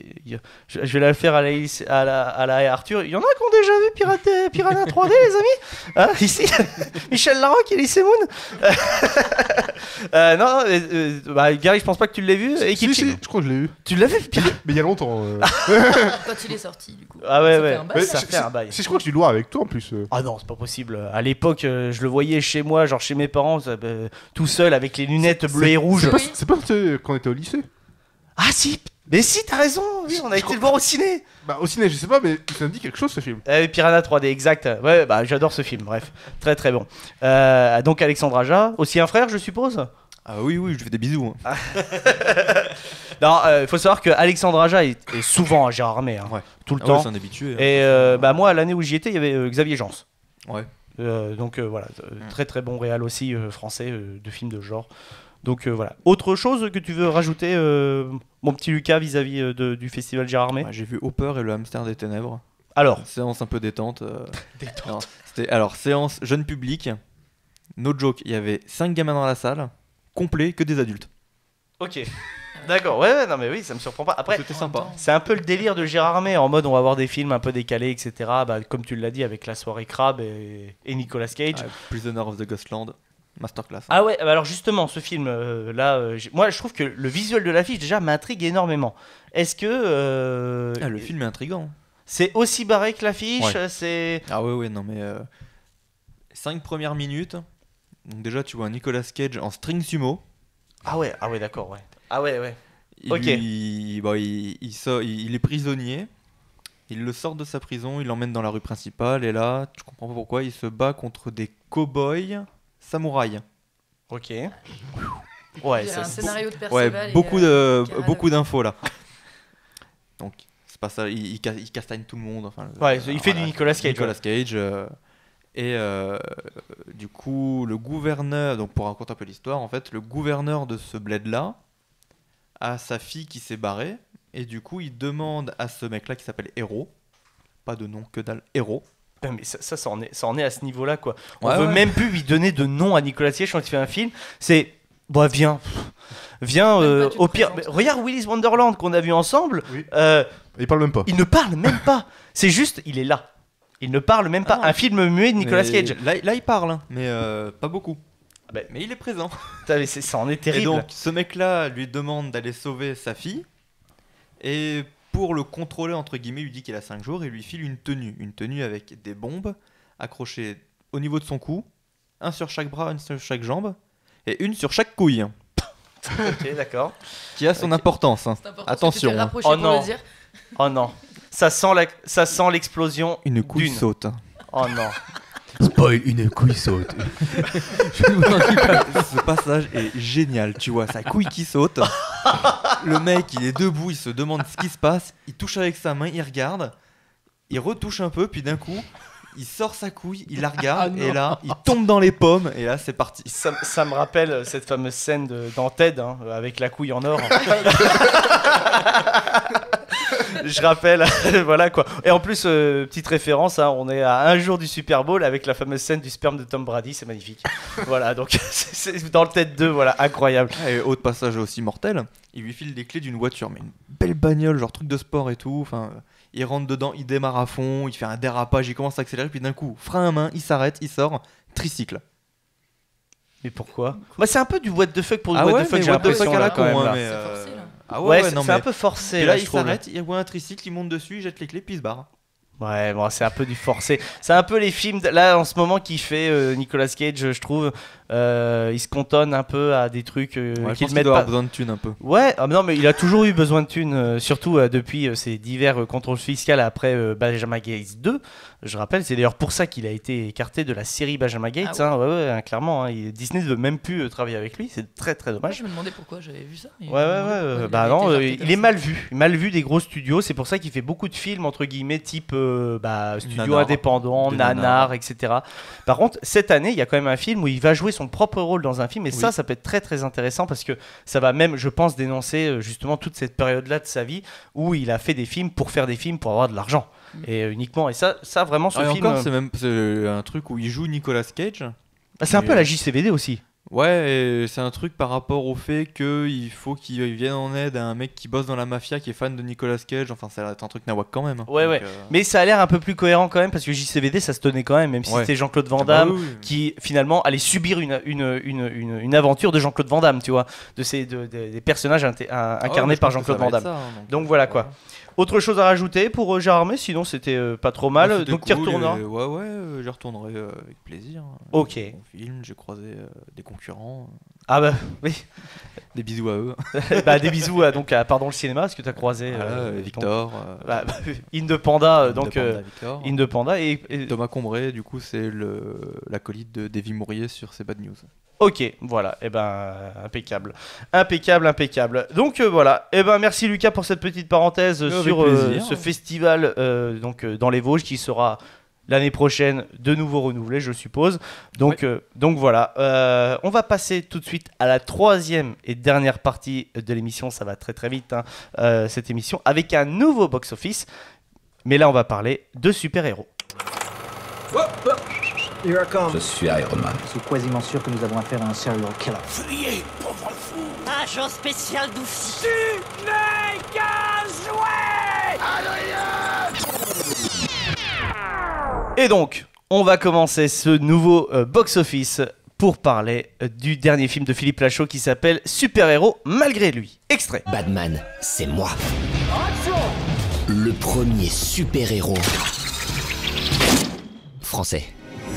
Bref, tout allait au mieux jusqu'à cette fameuse nuit où j'ai perdu la mémoire. Super-héros malgré lui, réalisé par Philippe Lachaud. Alors, je crois que y a Gary et Ikichi qui l'a vu. Tu sors pas ton petit chapeau ? Ah, si, exact. Merci de me le rappeler. Voyons. Pour le synopsis approximatif. Parce que même les personnes qui ne l'ont pas vu peuvent tomber dessus. Attention, ça va être terrible. Ça va être terrible. J'ai vu la attention. bande-annonce au moins. Ouais, c'est ça, du moment que t'as vu la bande. Attendez, je sors le papier donc de Gary. T'inquiète pas, hein. Gary, ne t'inquiète pas, Gary. Voilà, c'est fait. Tu vois, ça va encore être moi. Mais non, je l'ai sorti, je l'ai sorti ton papier. Ah bah merde, Gary, c'est toi. C'est que les papiers Gary, tu vois. Ça serait très drôle. Et ben c'est Ekichi. Ekichi qui va nous dire le synopsis de Super-héros malgré lui. Alors, c'est l'histoire d'un jeune homme qui s'appelle Cédric, il me semble, dont son rêve est de devenir acteur pour impressionner son père et être fier de lui, qui du coup postule pour jouer le rôle d'un super-héros français. Donc, on lui promet une production assez française, etc., mais assez sérieuse. Donc, il est un peu hypé pour jouer le rôle donc, du coup, de Batman. Donc il n'est pas pris, il est pris par défaut parce que du coup l'acteur qui a été choisi a un accident malheureux. Une des plus belles scènes du film, Ryan Bensetti qui prend une barre d'un parking dans la gueule. Magnifique. Ça aussi, c'est comme Paris Hilton qui prend son javelot, tu vois, c'est des petits trucs dans la vie qui te permettent de te dire c'est cool, tu vois. Et du coup, il est content. Il va jouer le super-héros, sauf qu'il va lui arriver un petit accident. Il va perdre la mémoire et donc il va réellement se prendre pour le super-héros en découvrant son costume, la voiture, etc. Et donc ça amène quelques petits sketchs burlesques. Très burlesques. Très, à la Philippe Lachaud. Exactement. Et c'était pas si mal comme synopsis approximatif et kitschy. Donc, on va commencer. Ton avis, tout simplement, sur le film. Très bon film. J'ai passé un bon moment. Bien meilleur que celui de la veille où on a été voir Les Vedettes, qui reste un bon film, attention. Mais j'ai passé un agréable moment, j'ai beaucoup ri. Comme je l'ai dit, il y avait peut-être certaines choses qui me sortaient du film, mais alors, comme tu me disais, c'est l'humour de Lachaud, mais dans ce genre de film, comme on disait, pour Nicky Larson, ça marche, les trucs qui ne sont pas possibles, les trucs hors limite. Mais là, il y avait peut-être certaines scènes qui du coup me sortaient parce que c'est pas possible dans la vraie vie, alors que en soi le film il aurait pu être possible, enfin il est possible dans son scénario, etc. C'est même avec les choses burlesques que ça peut amener. Quand on perd la mémoire on peut se permettre beaucoup de choses, mais certains petits trucs un peu trop gros qui sortent. Mais bon, ça, il y en a pas beaucoup, hein. Il y en a 2-3, mais oui, voilà. je suis assez d'accord avec toi parce que ouais, comme tu l'as dit, en fait, il a vraiment un univers qui est très cohérent. Alors que Nicky Larson, on sait qu'on est dans un animé ou un manga. C'est ça. Ou même Babysitting, toi, tu pouvais peut-être te permettre aussi des trucs parce que c'est le délire qui veut ça. Parce qu'il y a une soirée. Et encore, oui, il était très réaliste. C'est très réaliste, ouais. C'est très what the fuck, donc, mais c'est très réaliste, tu vois. Donc là, j'aurais aimé que ce soit pareil, que ce soit what the fuck, mais réaliste à certains moments. Voilà, il y a juste 2-3 petits trucs qui sortent un peu, mais sinon, dans l'ensemble, on a rigolé. Ah, bah, on a entendu que nous aussi. Moi, j'ai vraiment beaucoup rigolé devant ce film. Hein. Les références sont incroyable, un petit big up pour le Merci Nabila. Ah ouais, incroyable, exceptionnel. Déjà le Merci Nabila est insane, vraiment. Et il y en a d'autres, hein. Il y en a d'autres. Ah oui, il y en a tellement d'autres. Le coup du mec qui tombe après essayer d'escalader l'immeuble. J'étais mort aussi. Bref, non, franchement. Très bon. Et puis ça dénonce un peu quand même. Hein. Il y a des pics sur certaines célébrités. C'est pas mal. Hein. Là, il est quand même très fort. Hein. Il est fort, oui. Ah ouais, il est quand même très fort, Philippe. Et Lachaud. On sent aussi la culture geek et à fond. Beaucoup. Ah oui. Ah, ça se voit. Ça se voit qu'en tout cas, il s'est éclaté à faire le film. On a quand même, pour un film français, d'extrêmement de belles chorégraphies. Oui. Les passages où ils sont en Batman. Voilà, les belles chorégraphies, c'est les chorégraphies qui sont tirées du film qui est tourné dans le film, en fait. Voilà. Mais elles sont...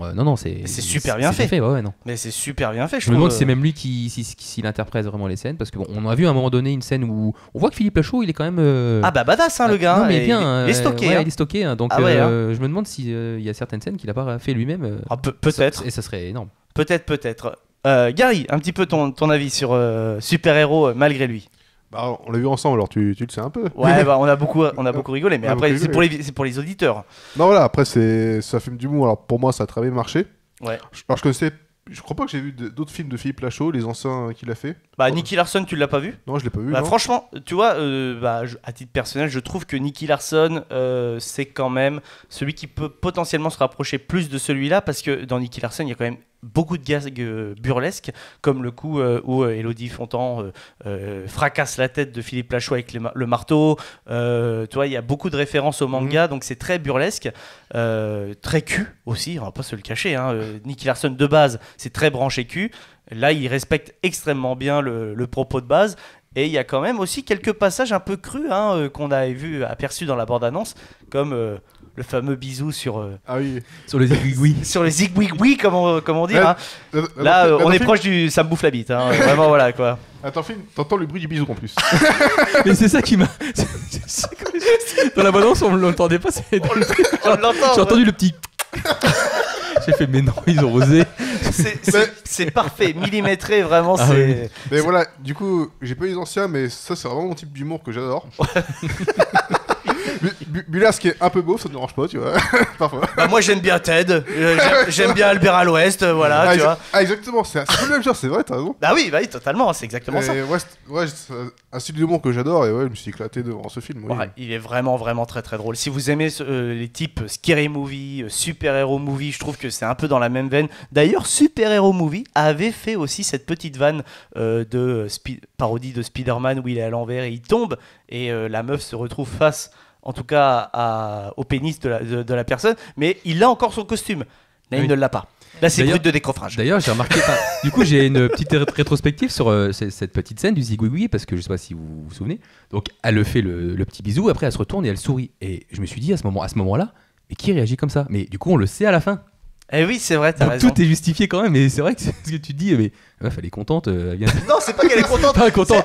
Elle est pas. Elle est pas choquée, quoi. Elle est pas choquée. Voilà. Voilà ce qui y Et arrive. du Elle coup- est pas choquée. Mais tu du vois. coup, à la fin, tu sais pourquoi. Ouais, c'est vrai que c'est Donc intéressant. même ça, tu vois, c'est. Il y a des petites références, etc. Bon, j'ai adoré le rôle de Chantal là-dessous aussi, en productrice horrible. Ah bah oui. Oui, mon mignon, oui, t'as le rôle de Batman. Alors, ça me tue vraiment, tu vois. Elle est trop forte, hein, vraiment. Déjà dans Nicky Larson, elle avait un rôle aux petits oignons, vraiment, j'avais adoré.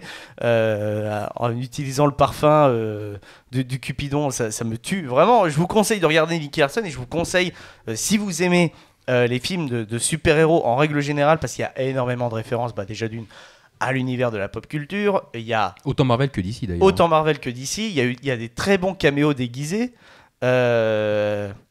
Hashtag Dacia, si je peux me permettre. Énorme. Énorme. Énorme. Tu te souviens pas? Pour lequel? La Logan. Logan. Ah oui.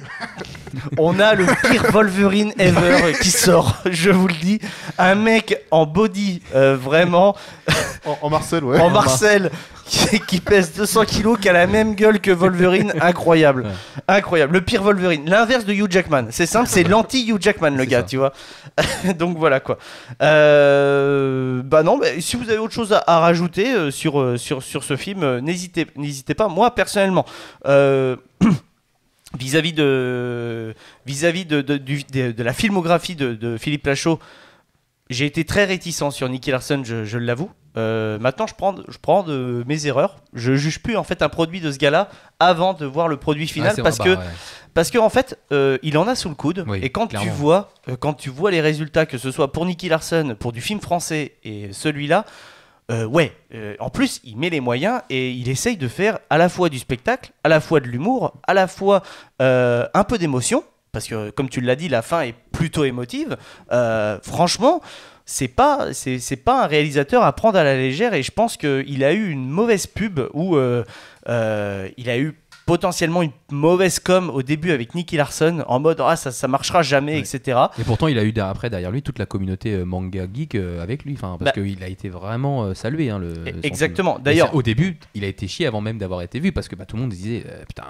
Et au final. Exactement. Et petite anecdote, toi, tu sais, Ekichi, t'as été au Japon. Nous, quand on a été au Japon, le film n'était pas encore sorti. Par contre, la semaine où j'y suis, Philippe Lachaud, si, le film était sorti, donc je l'avais déjà vu. Voilà. Et par contre, la semaine où moi j'y suis, il annonce l'affiche japonaise sur les réseaux. Donc, un truc de ouf, tu te dis, voilà. J'étais en Airbnb, je l'ai montré au propriétaire du Airbnb auquel on était au Japon. Et là, le mec me dit « Oh, see the Hunter !» J'ai fait « Mais oui !» Et les mecs, ils étaient chaud bouillants pour le voir. Et même les Japonais qui ont vu le film disent actuellement, c'est la meilleure adaptation du manga en live action ever. Pour le moment. Et pourtant, il y a eu, entre guillemets, l'adaptation avec Jackie Chan dans les années 80, fin 80, début 90, je crois. D'ailleurs, le réalisateur est un petit peu parti en couille, puisqu'après, il a fait un faux Street Fighter, puisque Karim Debache en parle dans Crossed, ce Time Cop, si je ne me trompe pas. Ouais, je crois que c'est ça. C'est ça, voilà.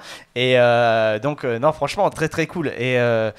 Et pour en revenir vite fait à Super Héros malgré lui, moi ce que j'ai beaucoup aimé, c'est comment il arrive à détourner des choses qui sont devenues à la culte en 2022, comme le logo de Marvel, la scène des Avengers.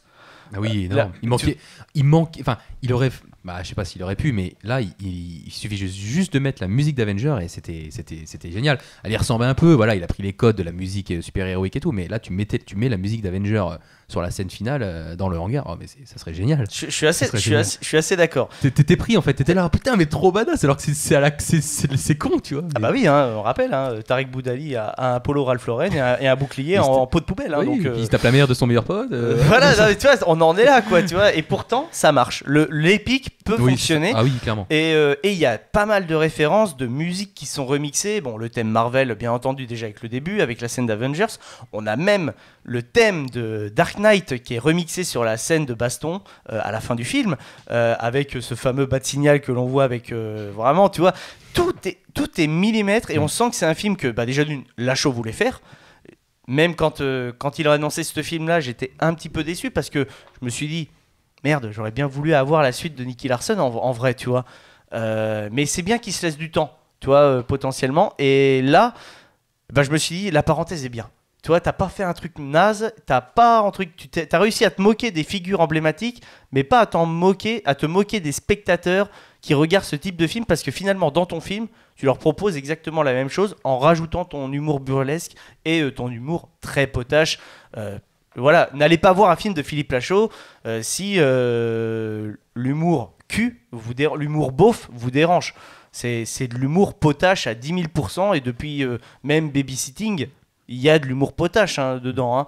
Je pense que maintenant on est un peu au courant de son style, et voilà quoi. D'ailleurs, il est beaucoup plus potache que Tarek Boudali dans ses films, tu vois. Pourtant, ils produisent ensemble, ils écrivent ensemble, mais ils ont une patte, chacun de leur côté. Mais je me souviens plus du dernier film que j'avais vu, là, Tarek Boudali, là, quand il est flic, je sais plus le nom.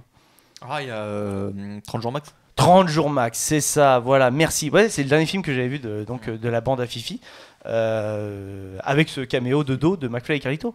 Oui, bah oui. Exactement. Donc voilà quoi. Petite conclusion sur Super-héros malgré lui. Ou vous avez autre chose à rajouter? Moi, j'aurais juste demandé à Momé et à Lucas si ça les intéresse de voir le film. Du coup, si ça les de base, en plus, je suis pas hyper fan de super-héros, comme j'avais déjà parlé. Bon, je voyais bien que c'était un truc parodique et tout, donc ça avait l'air marrant. Et la bande-annonce, elle m'a grave plu. T'as le moment de la barre là, et puis du coup le moment du bisou. J'ai dit ok, ouais, je vais le regarder. C'est cool. C'est cool. Et le costume est très beau, pardon. Ouais, pareil, tu le vois s'habiller du coup dans la bande-annonce. Et je me suis dit, ah oui, quand même. Non, le costume est classe, hein, franchement. Ça fait pas cheap, ça fait pas déguisement. Ouais, non, ça fait pas vieux déguisement. Centracor, quoi, non? À la française, quoi. Centracor, le placement de produit random, quoi, tu vois. C'est comme si, par exemple, il faisait un placement de produit pour Karcher dedans, quoi. C'est bizarre. C'est ça. Et il ne perd pas sa puissance. Bref, pour ceux qui ont vu le film, vous comprendrez, mais on ne rentrera pas un peu plus dans les détails. Lucas, c'est un film qui t'intéresse toi aussi ou pas? Ah bah ouais, carrément, mais pas le temps. Ouais, non mais je sais que là en ce moment t'as pas eu le temps. Il y a eu Gérard Armé et tout ça qui s'est enchaîné pour Lucas. Et puis le boulot, le boulot c'est quand même important. Je rappelle qu'on a tous un boulot à côté. Après, de faire j'ai les vu émissions. quelques passages quand même du film. Oui, normal. Profite, mais ouais. Non, et à Momé, t'as déjà vu d'autres films de Philippe Lachaud? Ouais, j'ai vu les Babysitting. Ouais, Babysitting 1 et 2. J'ai vu, ouais, 1 et 2. Donc oui, c'est rigolo. On va dire que pour le coup, en film français rigolo, j'aime beaucoup son humour. Mais il sort du lot en fait. Ouais, il sort du lot dans la comédie française. Carrément. Ça évite ce côté lourd justement de la comédie française qui m'insupporte en fait. Clairement ça. Le Palmacho aussi s'en sort très bien. Et en fait, c'est vraiment les deux teams qui vraiment sortent du lot en comédie, parce que maintenant, aller voir un film de Franck Dubosc ou un truc comme ça. Enfin, tu vois, c'est. Regarde, ils ont encore fait un. Non, mais je sors lui. J'ai rien contre lui. J'aime beaucoup Franck Dubosc dans son humour en tant que one man show, mais les films de Franck Dubosc. Ouais, bah attends, les one man show d'il y a 10 ans. Oui, aussi. On est d'accord. Pour toi public, et c'est vrai. En plus, on est d'une autre génération. Là, prends les derniers spectacles entre guillemets de Jamel Debbouze, de Gad Elmaleh, de Franck Dubosc. J'en ai cité 3, donc il n'y aura pas de problème. En gros. Maintenant, ils se cantonnent. Ils font vendre parce que c'est leurs personnages qui sont là, tu vois. Place à une nouvelle génération. Voilà, j'ai dire, oui, parce ils ont fait le meilleur de ce qu'ils pouvaient, en fait. Oui, voilà. Comme Florence Foresti, là, j'ai vu son dernier, j'étais grave déçu. Ah ouais. Je l'adore. Tu vois, j'aime bien Florence Foresti. Je trouve que c'était une dernière encore qui suivait le mouvement, qui était encore drôle malgré le fait qu'elle continue. Moi, Gad Elmaleh me faisait mourir de rire. Maintenant, j'en peux plus. Ouais, c'est clair. Mais vous vous rendez compte quand même que cette période, parce qu'on vieillit. Non, mais même juste à l'époque, moi. On était content de sortir des répliques de Gad Elmaleh de son spectacle, quoi. Toi, on était content d'essayer de l'imiter, et maintenant il est has-been. C'est pas qu'il est has-been, c'est que franchement, dans ses spectacles, il me fait pas trop rire. Par contre, quand il raconte des anecdotes qui lui sont arrivées personnellement, type vidéo YouTube avec McFly et Carlito, ça c'est drôle. J'étais mort de rire. Ouais, puis après le truc par rapport au spectacle, c'est aussi il y a eu toute le bad buzz qu'il y a eu par rapport au fait que, à ce qui paraît, il plagiait vachement plein de sketchs et tout. C'est le problème qu'il y a aujourd'hui en fait maintenant. En fait, c'est toi, Copy Comique. C'est toi. Merde. Il était masqué. Donc voilà quoi. Non. Après, moi voilà, c'est vrai que maintenant, et puis en plus, Franck Dubosc il se cantonne au même type de film.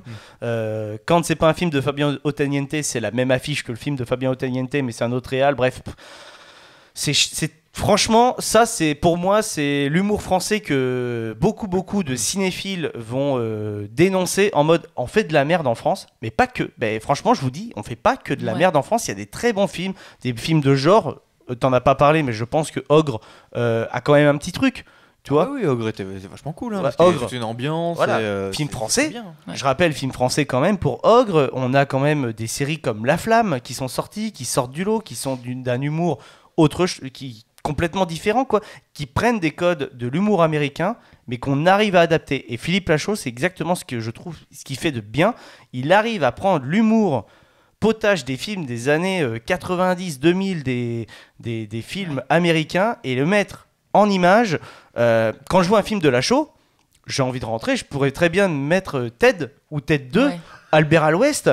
Tu vois, ce genre de film qui sort de l'univers de Seth MacFarlane, qui est le mec qui a fait American Dad. Tu vois, c'est clairement ça. Un jour, Philippe Lachaud, il annonce une série animée, mais je suis le premier à être devant. Hein. Sincèrement, en tant que scénariste, en tant que machin, s'il fait une série animée type American Dad ou Les Griffins ou un truc comme ça, mais banco, fais ça. En France, on n'a jamais vu ça. Hein. Ouais, c'est vrai. French Dad. C'est vrai que ça manque ça en France. Ouais, tu vois, non mais en animé, parce que on a quand même la chance d'avoir de très bons acteurs de doublage qui doublent les séries américaines, mais en termes de production, on n'a rien qui est produit en termes de. Oui, mais Arcane, bon, Esteban a dit Arcane. Arcane, c'est super bien. Et tu vois, entre guillemets, c'est un produit américain. C'est tourné en VO. Et je crois que c'est les Français qui dessinent. Oui, c'est les Français qui dessinent. Qui est magnifique. Et qui a un mélange, en fait, entre guillemets, entre de la 3D et de la 2D. Finalement, c'est de la 3D avec des effets 2D. C'est ça, ouais, c'est de la 3D avec des effets 2D. Donc c'est ce qui donne en fait ce décalage qui est plutôt intéressant. Et finalement, ça coûte beaucoup moins cher à produire. Ça, c'est une vidéo de Durandal qui disait ça parce que s'y connaît vraiment pas mal. Il a fait des études là-dedans dans les effets spéciaux. Il disait que c'était quand même beaucoup moins cher à produire. C'est vrai qu'Arcane, ça sort un peu du lot en termes de séries françaises, séries produites par des Françaises. Mais voilà, je pense que Lachaud dans une série type Les Griffins, ça peut être quelque chose de très très cool. Après, je suis là avec ce. Pour moi, il réalise deux coups sur coup, deux bons films. Je veux le voir le troisième. On dit jamais 203. S'il annonce un Nicky Larson, en plus, d'après ce que j'avais entendu, il voulait vraiment intégrer les Cat Size dedans. Ça, c'est vraiment un truc qui me chauffe de ouf. Mais même autre chose, hein, ça se trouve, il va. Voilà, je pense qu'il va partir dans le délire. Alors, je pense que de temps en temps, il reviendra sur le côté plus terre à terre, comme Alibi.com ou Babysitting. Mais il va partir beaucoup. Alibi.com, je crois avoir vu passer que le 2 allait être tourné cette année. Ouais, donc je pense qu'il va. C'est Lachaud qui le tourne. Ouais, il me semble, je pense qu'il va jongler entre films un peu geek et films comédie pour rester toujours quand même dans l'actualité, parce qu'il y a quand même les gens. Il y a toujours des gens, des plus de 40 ans, on va dire, qui regardent la comédie, etc. Oui, c'est vrai. Je pense qu'il essaie de toucher tous les publics. Mais il réalise plutôt pas mal, parce que Babysitting, ça avait fait un beau score. Hein. Ouais. Franchement, que ce soit le 1 et le 2. Hein. Ouais, ce qui m'a un peu redonné le goût au cinéma comique français, de repartir justement dans ce genre de film. Parce que je suis fan de Chabat et tout. Voilà. Et moi, c'est ça que je voulais dire. Hein. Depuis que lui, il fait plus. J'ai l'impression que ce qui marche, c'est les teams. Parce que la team Lachaud, la team, comme on disait, le Palmacho.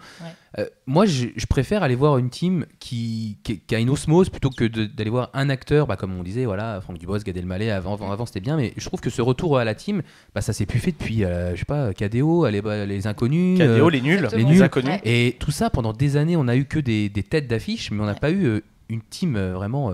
C'est peut-être pour ça que ça marchait pas et que du coup là on est en train de remarcher. Et moi je trouve qu'il y a un bon délire. Ouais. Ouais, et puis en vrai, on va pas se le cacher.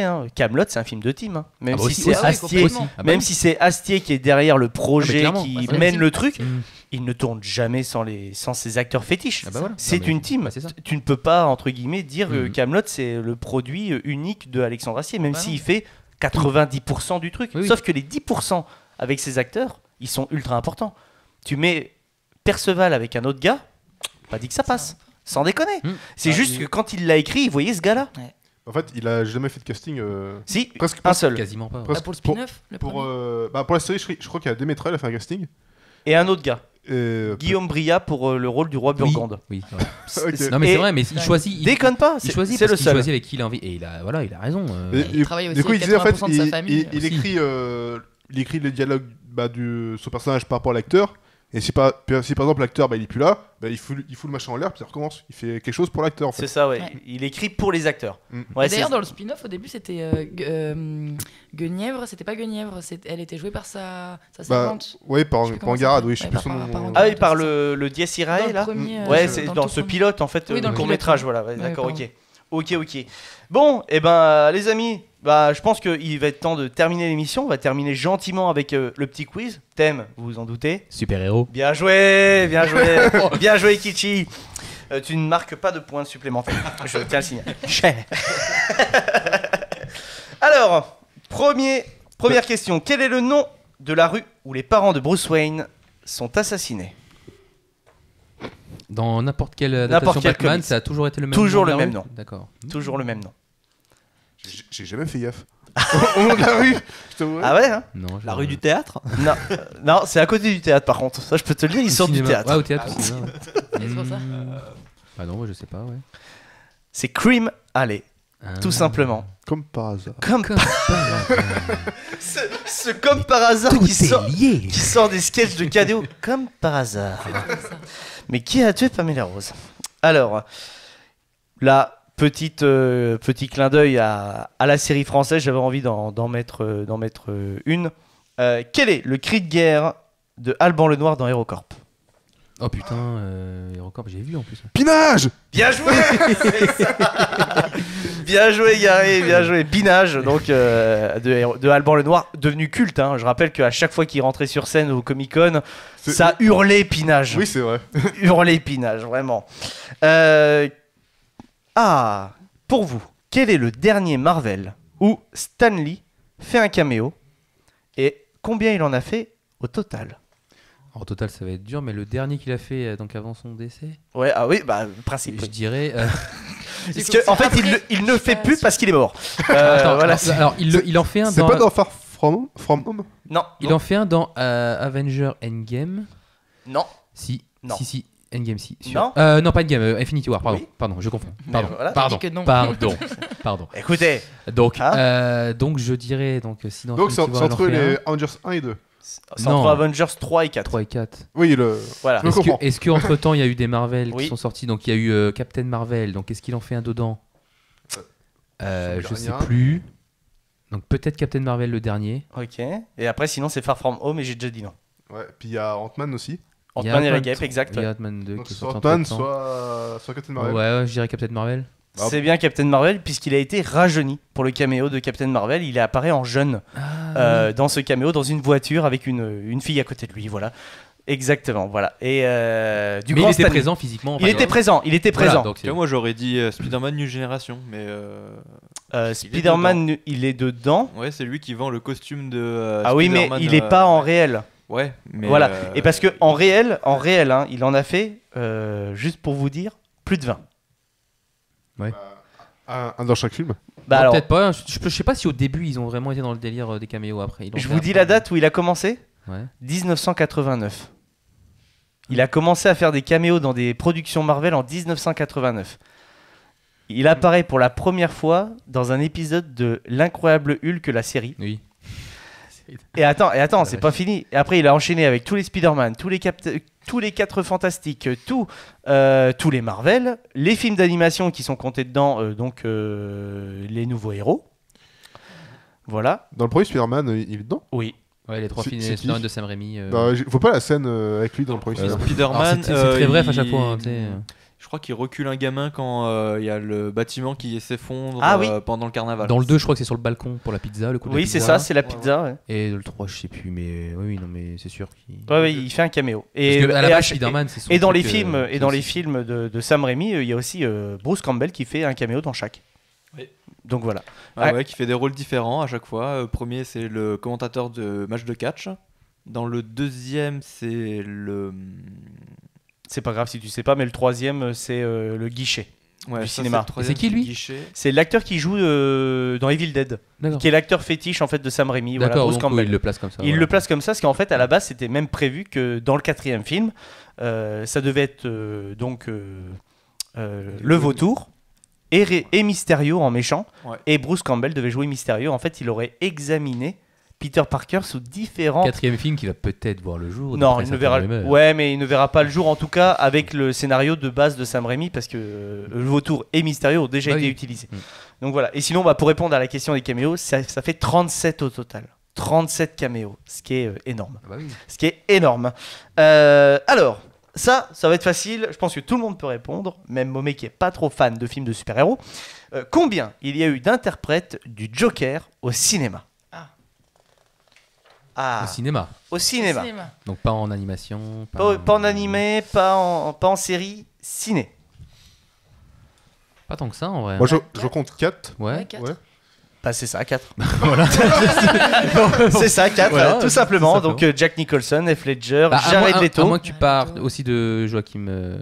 Et Joachim Phoenix. Et bah oui, mais c'est le dernier. C'est le dernier, ça fait 4. C'est ça. Mark Hamill n'a pas fait dans un film. Non, il a fait la voix. Il fait.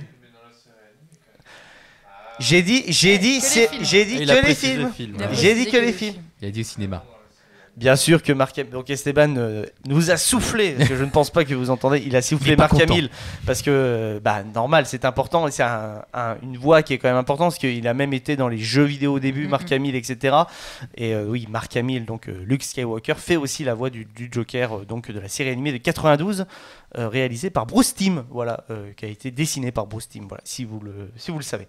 Et donc là, par contre, je pense qu'il y en a un. Et attends, je sais pas. Attends, t'as compté celui de. Le tout premier Batman, là, ouais, en collant et tout, là. Alors, ils ont sorti un film, mais c'est un téléfilm. Ouais. Donc, c'était pas au cinéma. Ouais. Voilà, en 1966. Voilà. Mais sinon, c'est César Romero. Et j'ai hésité à le mettre. Ouais. Donc, je l'avais aussi. Parce que moi je comptais 4 en comptant celui-là justement. Ah, bah tu vois, voilà. Mais en fait, il manquait celui de Batman vs Superman ou du Justice League. Bah, c'est Jared Leto. Ouais, Jared Leto. C'est Jared Leto. Jared Letron. Voilà. Jared Leto, putain. Ok, bah il me manquait On celui-là. va avoir des problèmes avec Hollywood là. Ouais, il nous habitue à mieux ces dernières années. Hein. C'est vrai. Il y a Morbius qui arrive. Il y a Morbius qui arrive, ouais. Ouais, Inch'Allah. Inch'Allah, Morbius, c'est bien. Inch'Allah, on verra. Il est tellement reporté qu'il peut être que bien. J'espère. Ah, les nouveaux mutants. Les nouveaux mutants. Bah, il a été reporté aussi beaucoup et il était Ouais, pas très bien. arrête. Parle pas des choses qui fâchent. Alors, là par contre, je sens que Lucas il va être au taquet sur cette question. En 98, après en 89 Batman et en 92 Batman le défi, Tim Burton avait pour projet de faire un Superman. Qui devait incarner Clark Kent? Johnny Depp. Non. Pardon. Mais c'est pas mal. C'est bien, mais c'est pas ça. Et il y a des preuves, puisque il y a une photo de cet acteur dans le costume qui devait être dans ce film Superman. La réponse va vous étonner. Je suis youtubeur. Orlando Bloom. Ok, non, là c'est un peu. C'est un peu loin, là. C'est un Bon, peu d'accord, loin. ok, ça marche. Voilà. Ouais, t'es peut-être un peu jeune. Ouais, trop jeune Orlando Bloom pour faire Clark Kent. Un acteur qui est vieux aujourd'hui, enfin vieux. C'est un acteur qui est vieux, dont on a parlé ce soir. Et c'est un acteur qui, à ce moment-là, était en hype ultime. Dans Benjamin Gates, comment il s'appelle l'acteur? Nicolas Cage. Voilà. C'était Nicolas Cage qui devait incarner. Et il y a une tu vois, photo. je le vois pas jouer trop. Et il y a une Superman, photo de il a lui pas la en gueule. costume de Superman avec le costume de l'essai. Il a pas la gueule d'un Clark Kent. Et non. Il a pas de charisme. Et en Enfin, plus il a de pas ça, le charisme oui. de Spider-Man. Bah de oui. Superman. Et en plus de ça, il y avait dit Burton, non mais garde les cheveux longs. Donc ça fait un truc dégueu. En plus vraiment horrible. C'est chelou, ouais. Ah ouais, vraiment. Donc le film ne s'est jamais fait, donc pour cause en fait où au bout d'un moment, Warner a dit. Pour cause de raison. Non, on va pas le faire. Et finalement, après, ils ont redonné le bébé en 2001 à le réalisateur de X-Men, si je me trompe pas, d'un des X-Men, le dernier peut-être, qui a fait Superman Returns. Et donc on a l'acteur qui joue Atom dans DC Legend of Tomorrow. Donc je sais plus son nom, ce gars-là. Chaque fois je l'oublie. Voilà. Mais bon. J'aimerais beaucoup voir la photo de. Je vais te la montrer après. Okay. Voilà, bien entendu. D'ailleurs, on la mettra. Ça sera la troisième photo. Troisième photo sur Instagram, voilà, sur notre post Instagram, où on vous dit qu'on a enregistré cette émission. La troisième photo, c'est tout simplement Nicolas Cage en costume. Ça sera random, faudra écouter l'émission pourquoi. D'accord.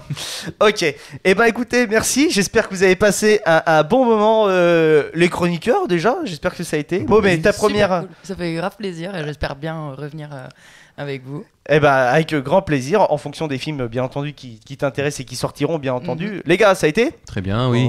Impeccable. Écoutez, je vous souhaite une excellente soirée. Merci de nous avoir écoutés jusqu'au bout. N'oubliez pas, on se retrouve sur tous les réseaux, donc Facebook avec le Late Off, avec l'Instagram le Late Off, la chaîne YouTube le Late Show et bien sûr les plateformes de streaming, Deezer, Spotify, Apple Podcast, Google Podcast. N'hésitez pas à nous mettre une petite note, ça nous fait extrêmement plaisir. On se retrouve très prochainement pour une nouvelle rubrique. Ciao à tous.